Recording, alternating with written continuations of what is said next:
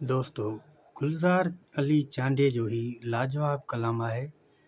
पैसे जो हाँ पुजारी मूंखे सॼी ख़बर आहे। ही पुराणो ऐं यादगार एल्बम आहे। हिन जो एल्बम जो वॉल्यूम नंबर आहे 635। तमामु बहितरीन ऐं ज़बरदस्त एल्बम आहे। उम्मीद कयां थो सभिनी खे पसंदि ईंदो। अचो त हिन गीत खे ॿुधूं।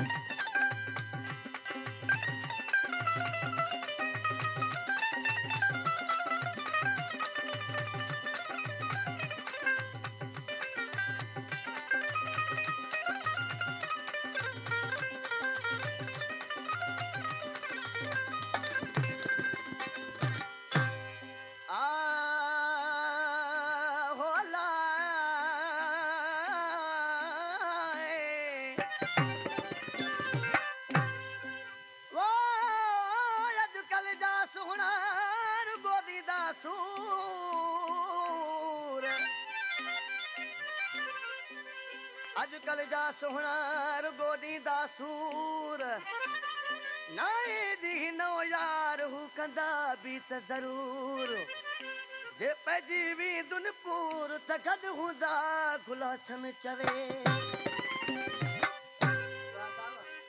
दोस्तों, मीरो खान का फरमाशा गुलाम मुस्तफा उमरानी जेको फनकार वजीर अली उमरानी जो वालिद साहिबा ऐं लाडकाने का हाजी नबी बख्श मक्सी जेको मुंहिंजो भाउ आहे दोस्त मिठड़ो आज के निवानो नसीब पंहिंजे महबूब खे चवे थो पैसे जो मां पुजारी तोखे तो मां सुञाणा।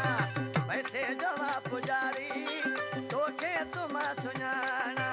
नागिन रहा के तो में गैरत जा यार थाना। पैसे जो मां पुजारी तोखे तो मां सुञाणा। पैसे जो मां पुजारी तोखे तो मां सुञाणा।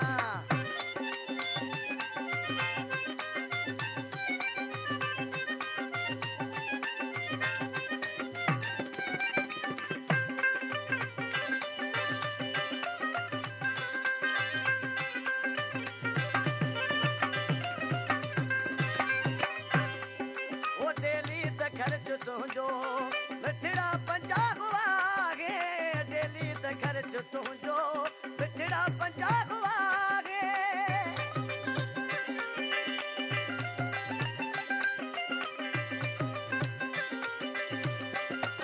ओ डेली त खर्च तुझो मिठड़ा पंजाब आगे। कादो कयाम पूरी नागिन रिलियो में हाना। पैसे जो पुजारी तोखे तुम सुञाणा। पैसे जो पुजारी तोखे तुम सुञाणा। नागिन रहा के तो में गैरत जा यार दाना। पैसे जो पुजारी तोखे तुम सुञाणा। पैसे जो पुजारी तोखे तुम सुञाणा।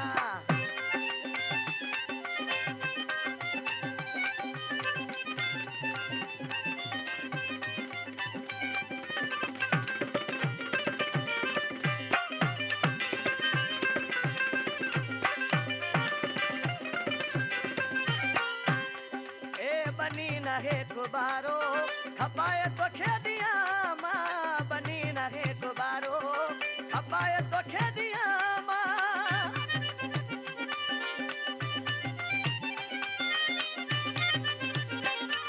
ए बनी नहे कुबारो खपाए तो खेदिया माँ। बनी दोस्तों, जेकॾहिं अव्हां अहिड़ा ई पुराणा गीत ॿुधणु चाहियो था त असांजे चैनल खे ज़रूरु सब्सक्राइब कंदा ऐं दोस्तनि ताईं शेयर कंदा।